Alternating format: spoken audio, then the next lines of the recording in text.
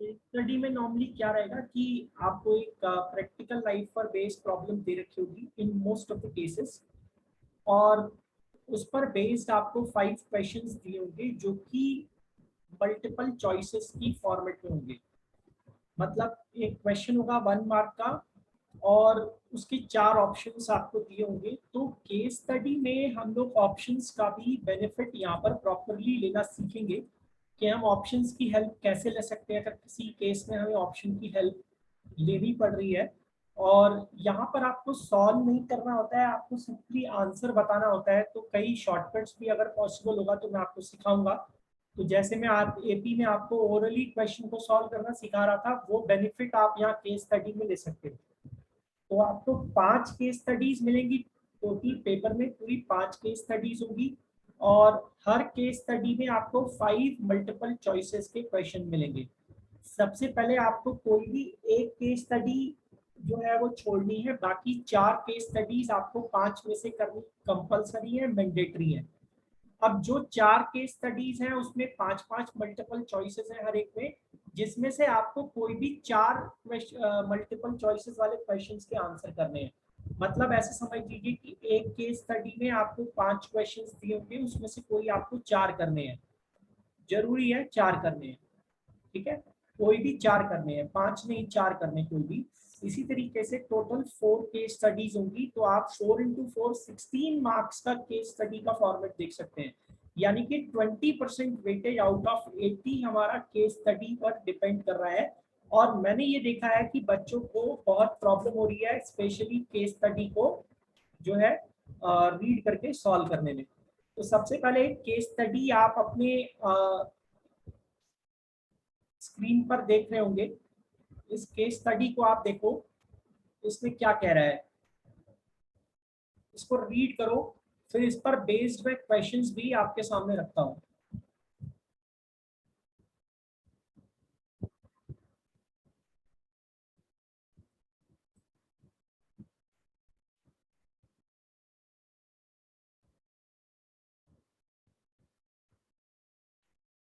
Question आपने read किया, जैसा कि आपका एक एग्जाम्पल था आपकी बुक में, आपका एग्जाम्पल नंबर 16 आप देख रहे हो। एग्जाम्पल नंबर 16 है, वैसी ही कुछ केस स्टडी है ये।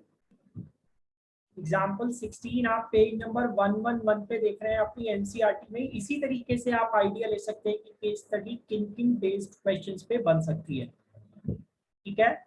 अब इस पर बेस्ड 5 क्वेश्चंस होंगे जिनका आपको ऑप्शंस भी आपको दे रखे होंगे उनके, ठीक है ना। तो वो पांचों क्वेश्चंस भी मैं आपके सामने रख देता हूँ और इनके होपफुली ऑप्शंस भी दिए होंगे। तो खैर यहाँ पर वो ऑप्शंस मैंने नहीं लिखे हैं, लेकिन आपको वहाँ पर दे रखे होंगे। तो अगर इसमें कहीं ऑप्शन की हेल्प की जरूरत हमें पड़ेगी तो वो मैं आपको भी लेना सिखा दूंगा। तो ये केस स्टडी आपके सामने है, इसमें से कोई आपको 4 क्वेश्चंस करने हैं। अब इसमें कह रहा है India is a competitive manufacturing location due to low cost of manpower and strong technical and engineering capabilities contributing to higher quality production runs. The production of TV set in a factory increases uniformly by a fixed number every year. It produced 60,000 sets in 6th year and 22,600 in 9th year. अब normally अभी तक question कैसा रहता था, आपको सिर्फ एक word problem दी होती थी, आप उसको फाइनली एक आंसर में जो है फाइंड करते थे कि आपको फर्स्ट टर्म निकालनी है या आपको उससे रिलेटेड कोई और इंफॉर्मेशन निकालनी है। But as you can see यहाँ पर 4 अलग अलग क्वेश्चंस पूछे गए हैं। तो केस स्टडी कई बार बेनिफिशियल भी रहती है और कई बार इसके ड्रॉबैक भी हैं। वो जैसे जैसे आप करोगे आप सीखोगे। अब अगर ये चारों के चारों अलग अलग जो है इंफॉर्मेशन से बिलोंग कर रहे हैं, अलग अलग वर्किंग इन चारों में हो रही है, तो आपके लिए टाइम कंज्यूमिंग हो जाएगा। लेकिन बेनिफिट कहाँ रहता है कि अगर हमारा 3 मार्क्स का या 4 मार्क्स का सपोज क्वेश्चन है, 4 मार्क्स का तो आता नहीं है, 3 या 5 का है नए पैटर्न के हिसाब से। तो अगर मान लीजिए 3 मार्क्स का क्वेश्चन है, अगर मेरा आंसर सही नहीं आया तो मुझे स्टेप्स के नंबर मिलते हैं, लेकिन मेरे को आइडिया ही नहीं मिला तो मैं क्या करूंगा, तो मेरे 3 के 3 नंबर चले जाते हैं। लेकिन केस स्टडी में अगर मैं कोई भी एक या दो कर लेता हूँ, वो सारे अलग अलग इंफॉर्मेशन से बिलोंग कर रहे हैं, तो फिर उसमें मेरा बेनिफिट रहता है कि एटलीस्ट मेरे को 3 में से 3 या 4 में से 4 नहीं मिला, लेकिन एक या दो नंबर कुछ तो मिल गया। तो अब आप इसको देख रहे हैं, और सबसे बड़ा एक इशू इसमें ये भी आता है कि आप कैसे आइडेंटिफाई करोगे कि ये एपी की केस स्टडी है, क्योंकि कहीं से कहीं तक एपी की बात इसमें की नहीं गई है। तो सबसे पहले हमें ये समझना होगा कि ये एपी से केस स्टडी बिलोंग कर रही है। कैसे रीड करेंगे उसको हम लोग देखते हैं, समझने की कोशिश करते हैं। अब सबसे पहले आप ये देखो कि यहां से लेकर यहां तक जो ये इंफॉर्मेशन दी गई है, ये इंफॉर्मेशन एक तरीके से आपके लिए सिर्फ समझ लीजिए कि कूड़ा है, ठीक है ना। इसमें कुछ भी नहीं बता रखा। उसने एक कहानी बनाई है कि इंडिया जो है कॉम्पिटिटिव मैन्युफैक्चरिंग लोकेशन है, क्योंकि वहाँ पे लो कॉस्ट है, मैन पावर की जो कॉस्ट है वो लो है, टेक्निकलिटी और इंजीनियरिंग कैपेबिलिटीज बहुत अच्छी हैं, और अच्छा प्रोडक्शन क्वालिटी जो है यहाँ पर बनती है इसकी वजह से। अब मेन जो इंफॉर्मेशन आपकी स्टार्ट हो रही है यहाँ पर, वो स्टार्ट हो रही है, the production of TV set in every in factory increases uniformly by a fixed number every year. यानी कि हर साल का जो प्रोडक्शन है वो फिक्स्ड नंबर से इंक्रीज होता है। कहने का मतलब ये कि जो ये फिक्स्ड नंबर है आपका, यहाँ से आपको समझ में आता है कि हर साल जो प्रोडक्शन में चेंज आएगा, इंक्रीज होगा, वो फिक्स्ड नंबर से होगा। यहाँ से हमें समझ में आया कि एपी की बात हो सकती है, क्योंकि सेम कॉमन डिफरेंस के साथ सीरीज आगे बढ़ रही है। अब इसमें कह रहा है it is produce 16,000 sets in 6th year and 22,600 in 9th year. तो अब यहाँ से हमें समझना होगा कि हर साल सेम वैल्यू से प्रोडक्शन बढ़ रहा है, और हर साल सेम वैल्यू से प्रोडक्शन बढ़ने के बाद जो है यहाँ पर 6th ईयर का और 9th ईयर का प्रोडक्शन दे रखा है। तो एक तरीके से हमें क्या दे रखा है, एक तरीके से हमें यहाँ पर 6th टर्म और 9th टर्म दे रखी है। तो सॉल्व करने के लिए मैं नेक्स्ट पेज पे चले जाता हूँ। अब देखो यहाँ पर जो हमें 6th टर्म दे रखी है, वो 6th टर्म एक तरीके से हमें 16,000 दे रखी है, और मैं आपको इसको ओरली सॉल्व करना भी सिखाऊंगा कैसे कर सकते हैं। और देखो 9th ईयर का जो हमें दे रखा है वो कितना दे रखा है, 9th ईयर का प्रोडक्शन हमें दे रखा है 22,600। कुछ ऐसा ही डेटा दिया है पीछे देखो, 16,000 और 22,600, यानी कि 6th टर्म और 9th टर्म दे रखी है। ऐसे इसको समझेंगे हम लोग। अब यहाँ पर ये जो हमारी 6th टर्म है, इसको हम कैसे रिप्रेजेंट करेंगे? 6th टर्म को हम रिप्रेजेंट करेंगे a प्लस 5d, और ये जो 9th टर्म है इसको हम रिप्रेजेंट करेंगे a प्लस 8d। अब इनको सॉल्व करते हैं तो हम लोग a और d का वैल्यू यहाँ से निकाल सकते हैं। तो देखो सबसे पहले हमें इसे सॉल्व करना पड़ रहा है, तो इसको सॉल्व कर रहे हैं हम लोग। अब इसको सॉल्व करते हैं तो यहाँ पर देखो a से a कट जाएगा, और यहाँ जो मुझे वैल्यू मिलने वाली है, इधर मेरे को वैल्यू मिल रही है -6,600 is equal to 3d, -3d।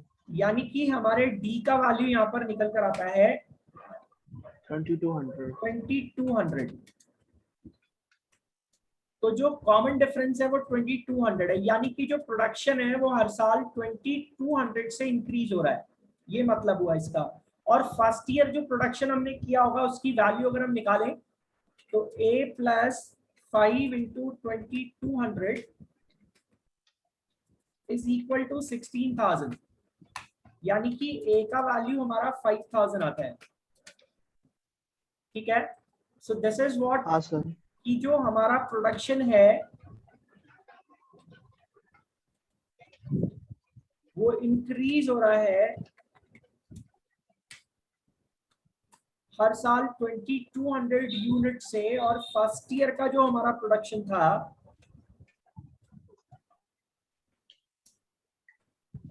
वो हमारा 5,000 था। सो दिस इज हाउ हम लोग अपनी इंफॉर्मेशन गैदर की, ठीक है ना। और यहाँ से अगर हम देखें तो देखो पहला क्वेश्चन ही यही आ रहा है, फर्स्ट ईयर का प्रोडक्शन कितना है। तो अब आपको यहाँ पर क्या होगा, ऐसे ऑप्शंस बना के देगा वो, 6000, सेकंड ऑप्शन दे देगा 5000, थर्ड ऑप्शन दे देगा 7000, फोर्थ ऑप्शन दे देगा 8000। तो ऐसे आपको अलग अलग ऑप्शंस दिए होंगे। तो आप सिंपली यहाँ पर देख सकते हैं कि जो आपका फर्स्ट ईयर का प्रोडक्शन है दैट इज 5000। तो आपका आंसर यहाँ पर क्या हो गया, 5000 हो गया। ठीक है, तो होपफुली कोई फाइट नहीं है। अब देखो प्रॉब्लम क्या आ रही है, प्रॉब्लम ये आ रही है कि हर बार क्वेश्चन इंक्रीज कर रहा है, मतलब चेंज कर रहा है। ठीक है ना। अब इस क्वेश्चन में ये तो था कि अगर मेरे को प्रॉपरली सॉल्व करना होता तो फिर मैं ये मेथड अप्लाई करता। अगर मेरा लैंग्वेज बेस्ड प्रॉब्लम होती जैसे नॉर्मली अभी तक आप देखते आए हैं, तो मुझे ये पूरा लिखना पड़ता। लेकिन जैसा मैं आपको कुछ शॉर्टकट्स ऑलरेडी यहाँ पर सिखा चुका हूँ, तो आप इधर देख सकते हैं कि इतना आपको लिखने की या इतना दिमाग लगाने की जरूरत नहीं, क्योंकि सिर्फ इतना सा भी करोगे तो 4-5 मिनट वेस्ट हो जाएंगे आपके। और उसके बाद आप देख रहे हैं कि इसके बाद सिर्फ आपको एक ही मार्क मिल रहा है, यहाँ पर एक ही नंबर मिल पा रहा है। ठीक है ना। तो इसको हम अपने नॉर्मल तरीके से डील करते हैं कि 6th ईयर से 9th ईयर तक जाने में, मतलब 3 साल मेरा इंक्रीज हुआ है ना। 3 साल मेरा प्रोडक्शन इंक्रीज हुआ होगा 6th ईयर के प्रोडक्शन से 9th ईयर के प्रोडक्शन तक जाने में। मैंने 3 इयर्स का प्रोडक्शन इंक्रीज किया होगा सेम वैल्यू से। और आप समझ सकते हैं कि उसकी वजह से जो मेरा टोटल प्रोडक्शन है वो कितने से इंक्रीज हुआ है, 6600 से। और 6600 का जो टोटल इंक्रीज है ये 3 इयर्स का प्रोडक्शन इंक्रीज है।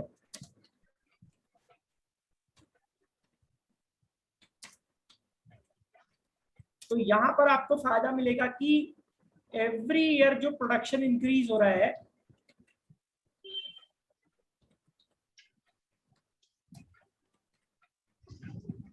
वो कितने से इंक्रीज हो रहा है, 2200 से। समझ में आ रहा है।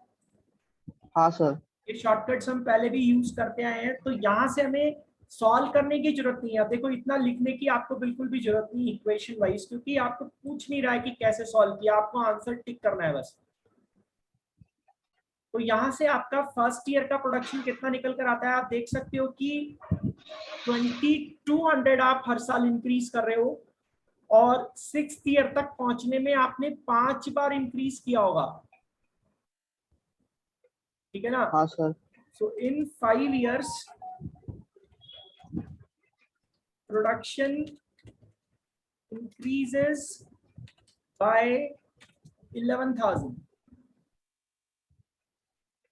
कितने से इंक्रीज हो जाता है प्रोडक्शन, 11,000 से इंक्रीज हो जाता है। यानी कि आप समझ सकते हैं कि अगर मैं 6th ईयर के प्रोडक्शन में से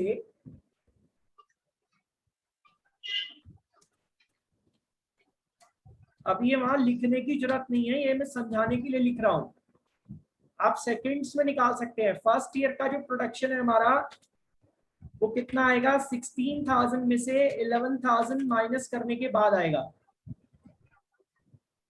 ठीक है। Okay sir. यानी कि हाँ सर। 5,000। काव्य समझ में आ रहा है बेटा, 5,000। सो दिस इज हाउ हम लोग सीधा सीधा बिना सॉल्व किए फाइंड कर सकते हैं। थोड़ा थोड़ा इसमें क्या दिक्कत है भाई। ये हमारा 9th ईयर का प्रोडक्शन है, ये हमारा 6th ईयर का प्रोडक्शन है। तो 6 साल के एंड में जो प्रोडक्शन था और 9 साल के एंड में जो प्रोडक्शन था, उन दोनों के बीच में हम देख रहे हैं कि 6600 का इंक्रीज हो रहा है। अब 6600 का इंक्रीज क्यों हो रहा है, क्योंकि 6 साल से 9 साल वाले प्रोडक्शन को हम कंपेयर कर रहे हैं। तो 6th ईयर के एंड से जब मैं 9th ईयर के एंड पे जाऊंगा तो मेरा प्रोडक्शन 3 साल इंक्रीज हुआ होगा ना सेम वैल्यू से। Yes sir.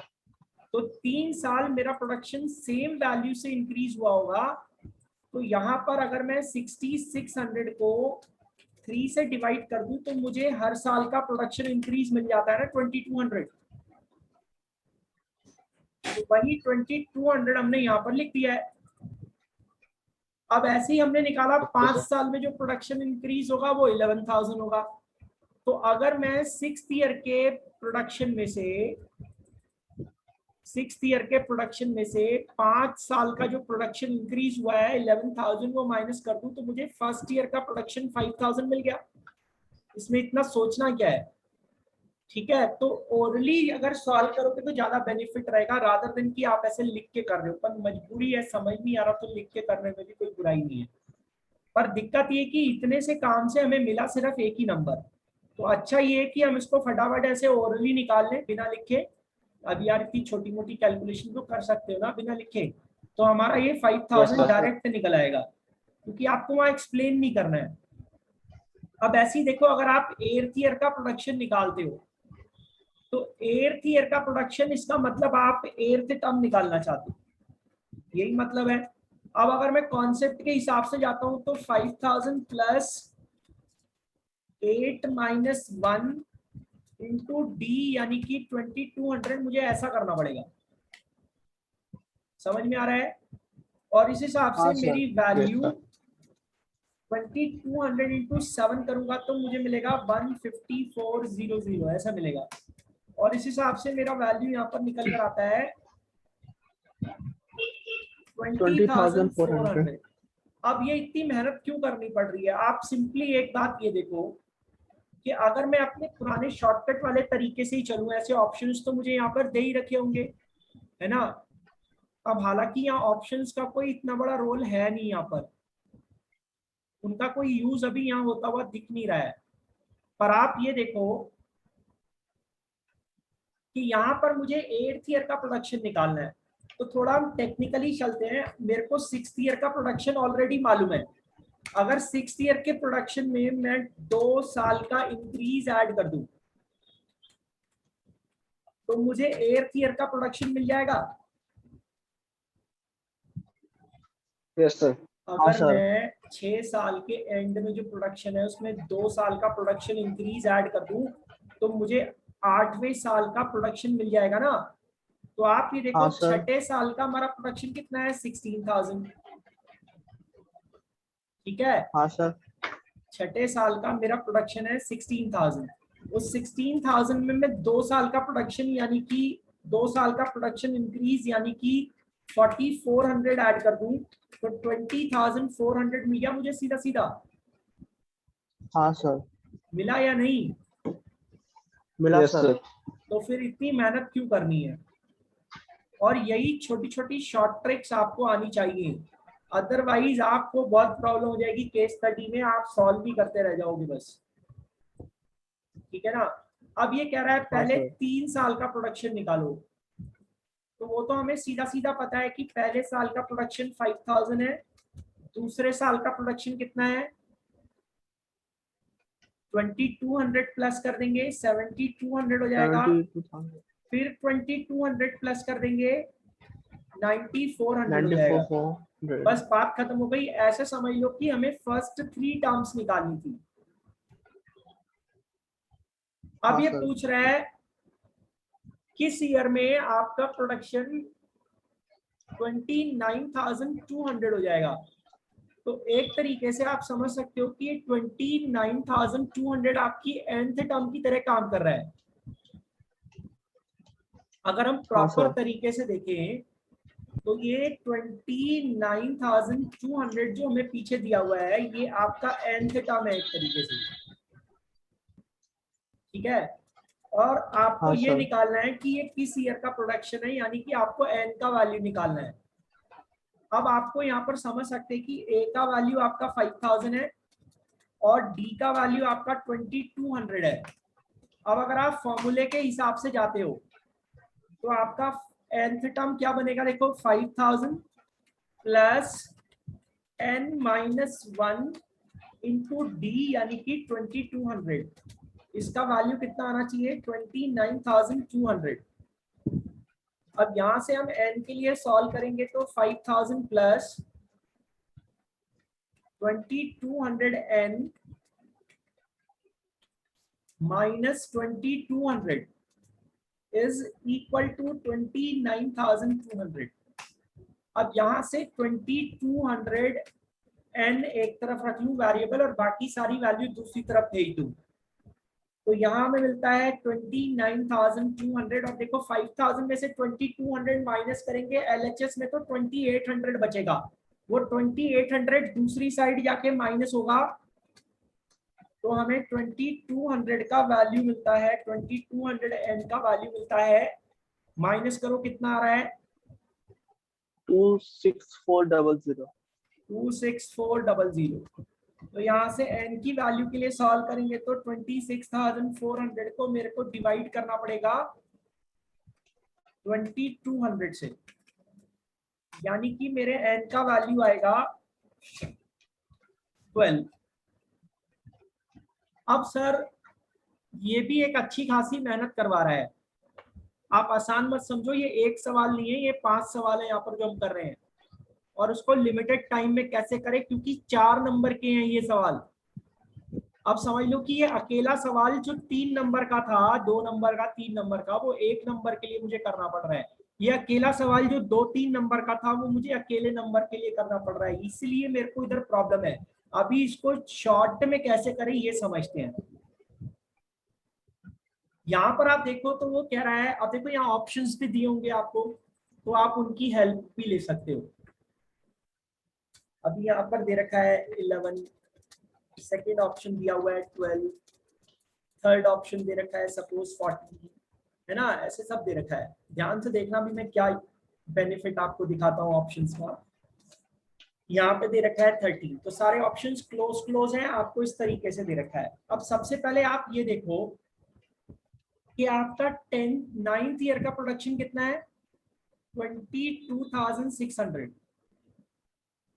9th ईयर का आपका प्रोडक्शन कितना है, यहाँ देखो 9th ईयर का प्रोडक्शन है आपका 22,600, और आपसे क्या पूछ रहा है, 29,200 आपका किस ईयर का प्रोडक्शन होगा, यही तो पूछ रहा है। हाँ तो सर। डेफिनेट सी बात है कि 9th ईयर से तो ज्यादा ही होगा ना ये। हाँ सर। अब कितना ज्यादा ये हमें पता नहीं है, कितना ज्यादा ये हमें पता नहीं है। अब देखो सारे ऑप्शन आपको 9 से तो ज्यादा ही दे रखे हैं, और देखो ऑप्शन है भी हाँ बहुत सर। क्लोज, 11, 12, 14, 13, इससे ज्यादा क्लोज ऑप्शंस क्या होंगे। तो हम कैसे डील करें, तो आप सिर्फ ये देखो कि ये 9th ईयर का जो प्रोडक्शन है वो 22,600 है, ये जो हमारा 29,200 है, ये हमारा 29,200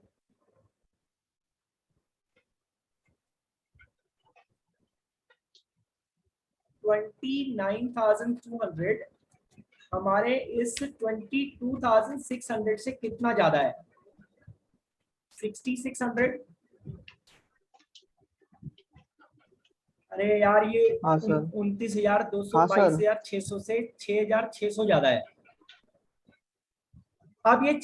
6,600 ज्यादा जो है, ऐसे तो नहीं कि सीधा इंक्रीज हो गया होगा, हर साल मैंने एक 2200 के प्रोडक्शन का इंक्रीज दिया होगा तब जाके ये 6,600 हुआ होगा ना, क्योंकि प्रोडक्शन में इंक्रीज तो उसी वजह से हो रहा है। तो आप सिर्फ ये हाँ देखो सर। कि 6,600 का इंक्रीज देने के लिए, हाँ सर। हर साल में कितना इंक्रीज देता हूँ, 2200 का, तो 6,600 के इंक्रीज के लिए मुझे 3 साल इंक्रीज करना पड़ेगा ना। हाँ सर। समझ में आया। हाँ सर। तो ये जो आपका 9th ईयर का प्रोडक्शन था, इसमें 3 साल का इंक्रीज होगा तब वो 29,200 बनेगा ना। हाँ सर। तो इसका मतलब क्या हुआ, इसका मतलब ये हुआ कि 12th ईयर मेरा करेक्ट आंसर है। अब इतनी मेहनत थोड़ी करनी है, हाँ इसीलिए सर। आपको केस स्टडी अलग से बता रहा हूँ, क्योंकि टीचर, आपके स्कूल के टीचरों के पास की बात नहीं है कि वो इस तरीके से आपको सिखा सके, वो तो सीधा सीधा आपको सॉल्व करना सिखाएंगे बस। अब इसी तरीके से ये यहाँ पर 5th क्वेश्चन को देखो, 5th क्वेश्चन में भी आप फंस सकते हो। अब ऐसे आप क्या करोगे, यहाँ पर आपसे पूछ रहा है find the difference of the production during 7th year and 4th year. तो आपके स्कूल सर के इस टीचर, क्वेश्चन सर हाँ सर इस क्वेश्चन का आंसर 6600 है। बिल्कुल सर 6,600 है, और यही फायदा है आपको इस पॉइंट ऑफ व्यू से सिखाने का। कि आपका जो गैप हाँ होगा सर। यहाँ पर वो 3 साल का होगा, और 3 साल का गैप आपका 2200 इंटू 3 यानी कि 6600 में कन्वर्ट हो रहा होगा।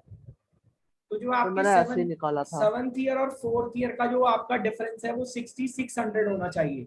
अब आपके स्कूल के हाँ टीचर सर। पता क्या कहेंगे, कहेंगे पहले सेवन्थ टर्म निकाल लो, फिर फोर्थ टर्म निकाल लो, और उसको फिर माइनस कर लेना। हाँ सर। तो सर सिंपल मेथड करोगे, अच्छी बात है, आंसर आता है, लेकिन आपको अपने टाइम लिमिट का भी ध्यान रखना है। इसी वजह से आपको ये केस स्टडीज को बहुत ही अच्छे से समझना होगा, इसके शॉर्ट ट्रिक्स भी आपको साथ साथ सीखने पड़ेंगे। क्लियर हो गया? अब हाँ सर हम सर। आगे बढ़ते हैं और एक और केस स्टडी यहाँ पे डिस्कस करते हैं। इसका स्क्रीनशॉट आप ले लो,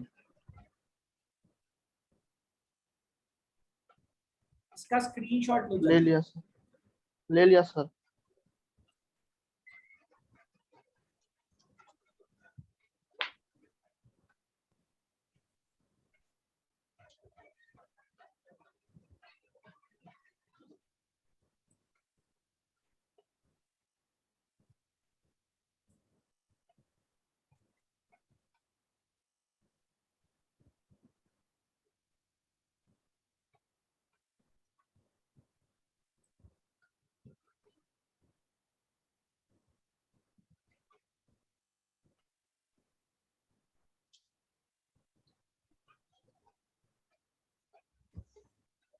अब सर हम एक और केस स्टडी देखते हैं।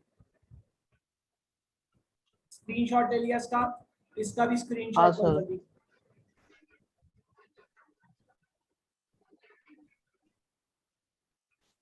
ले अब लिया सर हम सर। दूसरी केस स्टडी यहाँ पर देख रहे हैं।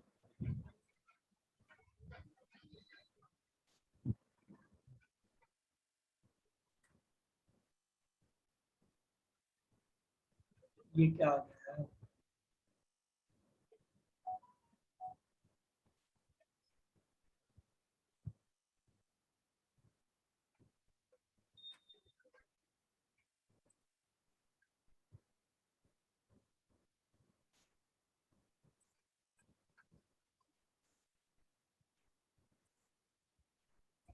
एक मिनट रुको।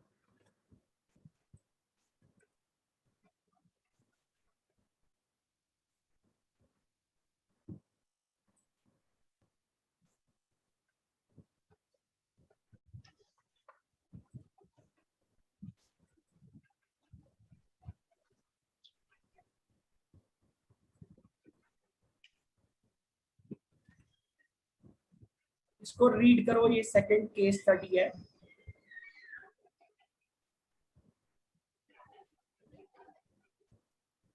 और इसके क्वेश्चंस मैं आपके सामने रख रहा हूँ।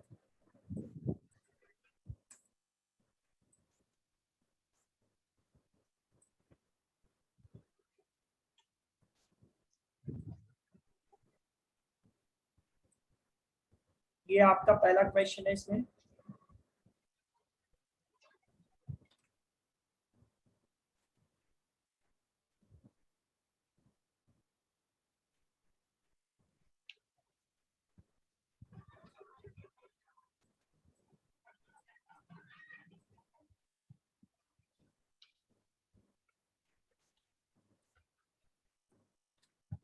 ये आपका सेकंड क्वेश्चन है। दिख रहा है ना, पूरा सवाल दिख रहा है? हाँ सर।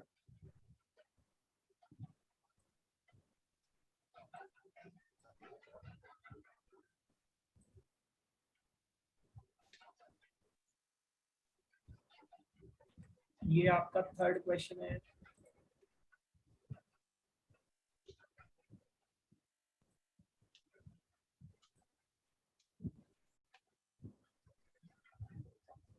ये आपका फोर्थ क्वेश्चन है। और ये आपका फिफ्थ क्वेश्चन है।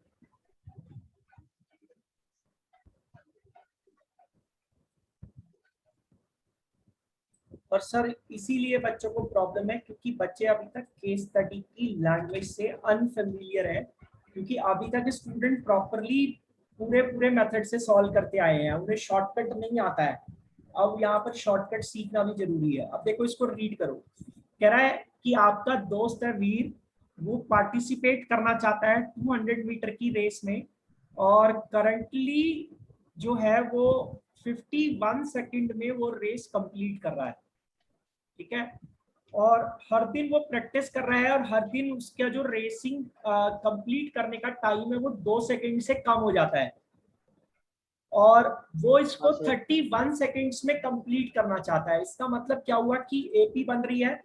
सबसे पहले हाँ दिन सर। जो उसका टाइम होगा, सबसे पहले दिन उसका टाइम 51 होगा, फिर अगले दिन उसका टाइम 49 होगा, 49। अगले दिन 47 होगा, फिर 45 होगा, और इसी तरीके से वो कहाँ तक पहुंचना चाहता है, वो 31 सेकेंड्स में इस रेस को कंप्लीट करना चाहता है। इसका मतलब जो आपकी एपी बन रही है वो आपकी एपी कुछ इस तरीके से बन रही है। ठीक है, जो आपकी एपी बन रही है वो ऐसे बन रही है। अब देखो कह रहा है which of the following terms are in AP for the given situation. तो आप सीधा सीधा देख सकते हैं कि एपी, अब देखो ये हमारा जैकपॉट है कि यहाँ पर हमें कुछ करना नहीं पड़ा और हमें एक नंबर मिल गया, हमें कुछ नहीं करना पड़ा, हमें एक नंबर मिल गया।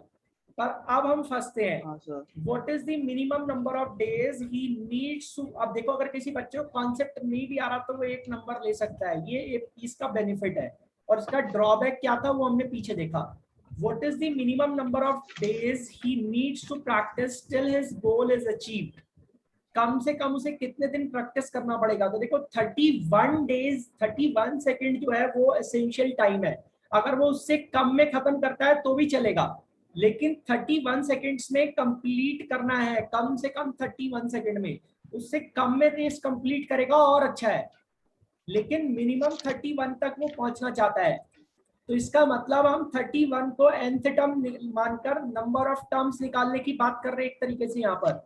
तो आप चाहो तो अपने उस कॉन्सेप्ट से भी जा सकते हो nth टर्म वाले, लेकिन मैं आपको सीधा सीधा बता चुका हूं कि अगर एपी में आपको फर्स्ट टर्म और लास्ट टर्म पता है तो नंबर ऑफ टर्म्स आप सीधा सीधा last term minus first term upon upon two. Common difference +1 वाले फॉर्मूले से भी निकाल सकते हो। हाँ सर। ठीक है ना, तो इस फॉर्मूले का यूज यस हम सर। लोग यहाँ पर कर लेंगे तो हमारे लिए ज्यादा अच्छा रहेगा, और ये साथ साथ यही चीजें इसलिए मैं आपको सिखाता गया हूँ। और अगर आपको 11। फाइट हो रही है तो वो वीडियोस मैंने अपलोड कर दिए, उसमें देख लेना अगर कहीं फंस रहे होगे तो। लास्ट टर्म क्या है हाँ आपकी सर। 31, फर्स्ट टर्म क्या है आपकी 51, कॉमन डिफरेंस क्या है आपका, 2 कॉमन -2। डिफरेंस -2 है, और +1 कर देंगे यहाँ पर। हाँ सर। तो आपको यहाँ पर टोटल नंबर ऑफ टर्म्स मिल जाती हैं। कितनी मिलेंगी टोटल नंबर ऑफ टर्म्स, देखो 11, यानी कि 11। मिनिमम उसको 11 डेज तो प्रैक्टिस करनी ही पड़ेगी।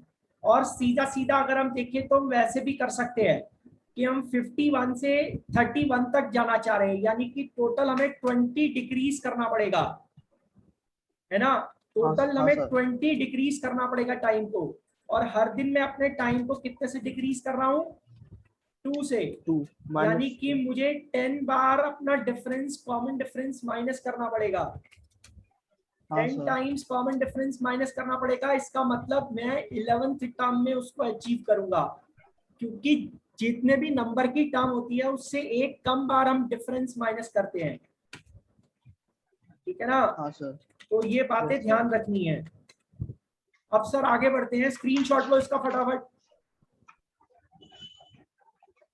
जल्दी लो जल्दी, टाइम खत्म हो रहा है। ले लिया सर। अब sir which of the following term is not the term of the AP in the given situation. तो आप देखो ये क्वेश्चन भी हमारे लिए एक तरीके से जैकपॉट की तरह है। अब क्या हम हर किसी को चेक करते रहेंगे, नहीं। आप देखो आपकी एपी क्या है, ये आपकी एपी है। ठीक है ना, आपका देखो एक ऑड वैल्यू से स्टार्ट हो रहा है 51 से, और आप हर बार 2 कम करते जा रहे हो, तो आपकी पूरी एपी में कोई भी टर्म इवन नहीं बनेगी। समझ में आ रहा है। अबे हाँ सर। ऑड नंबर -2 करूंगा तो ऑड मिलेगा, ऑड नंबर -2 करूंगा तो ऑड मिलेगा, ऑड नंबर -2 करूंगा तो ऑड मिलेगा। मेरे एपी की सारी टर्म्स ऑड है, कहीं भी इवन नहीं आएगा। तो आप ये देख रहे हैं कि इसमें एक ही ऑप्शन ऐसा है जो कि इवन है, 30, वो हमारा आंसर हो गया। तो हाँ, इस सर। तरीके से presence of mind is very important. एक एक को चेक करते रहोगे तो फंस जाओगे। आप देखो क्या कह रहा है, कह रहा है if the nth term of AP is given by an is equal to 2n plus 3, then the common difference of AP is. Now this question is totally different from the given situation. Now just put the value of 1. A1 कितना होगा हमारा, 2 into 1 plus 3 यानी कि 5। हमारा A2 कितना होगा, हमारा A2 होगा 2 into 2 plus 3 यानी कि 7। तो यही से आप समझ सकते हैं कि आपका कॉमन डिफरेंस कितना हो गया, आपका कॉमन डिफरेंस हो गया 7 minus 5 2। ठीक है ना। तो आप सीधा सीधा 2 यहाँ पर मार्क कर सकते हैं अपना। लेकिन इसका शॉर्टकट मैं आपको साफ साफ समझा दूं कि इसका जो शॉर्टकट है वो देखो, कॉमन डिफरेंस की पहचान हमें कहां से होगी, इस तरीके के फॉर्मेट में कॉमन डिफरेंस की पहचान हमें यहाँ से होती है। ये हमारे कॉमन डिफरेंस को रिप्रेजेंट करेगा, हमेशा ध्यान रखिएगा। जो हमारा कॉमन डिफरेंस होगा वो यहाँ से आएगा। क्यों? क्योंकि देखो ये पीछे 3 तो कांस्टेंट है। हर बार मैं n की वैल्यू को जैसे जैसे इंक्रीज होगा करूंगा तो 2 का मल्टीपल इंक्रीज होता जाएगा, यानी कि कॉमन डिफरेंस भी उसी की वजह से क्रिएट होने वाला है। क्लियर हुआ? लास्ट क्वेश्चन देखो, स्क्रीनशॉट लो, जल्दी लो स्क्रीनशॉट इसका, जल्दी लो, टाइम खत्म हो रहा है। ले लिया सर। अब सर इस क्वेश्चन को अगर आप देखें, कह रहा है x की वैल्यू निकालो।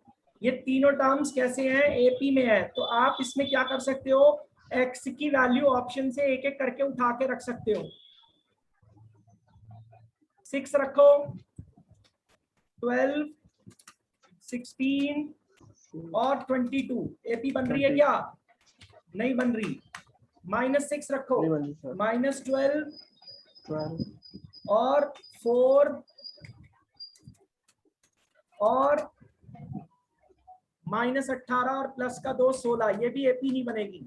18 रखो, 36, 18 और 10 28 और यहाँ भी AP नहीं बनेगी। समझ में आ रहा है? हाँ सर।